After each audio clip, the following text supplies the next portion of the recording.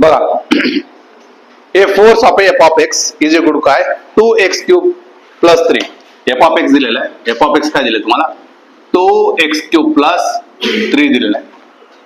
Next काय दिले applied object how much work is done in a joule moving at the object from the x is equal to काय 1 to x is equal to काय 4.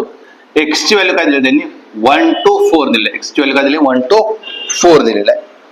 आणि काढायला work done. चला work done is equal काय असतं force into displacement. dw राहील integration करावं लागेल. इंटिग्रेशन केलं f ची व्हॅल्यू काय दिले 2x³ प्लस किती 3 आणि त्याचं काय करायचं आहे dx करायचं आहे. लिमिट काय 1 to 4.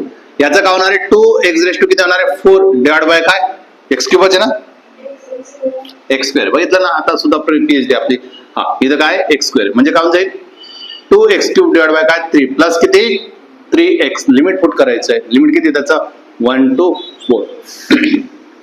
2 by 3 बाहेर काढून घ्या. x ची व्हॅल्यू काय टाका एकदा 4 4 चा काय क्यूब मायनस किती 1 चा काय क्यूब हे झालं प्लस नंतर किती 3 एकदा काय टाकायचं आहे 4 मायनस किती करायचं आहे 1. चला म्हणजे किती झालं 2 by 3 4 चा क्यूब केला किती झाला 64 मायनस किती झाला 1 प्लस किती 3 आणि किती झाला 3 4 minus 1 किती झाला 3 म्हणजे 2 by 3 64 मधून मायनस 1 गेला किती राहिला 63 प्लस किती राहिला 3 3 9 3 1 3 3 2 7 3 1 3 21 2 42 42 प्लस 9 किती झाले 42 9 61 9 2 11 51 जूल. Option number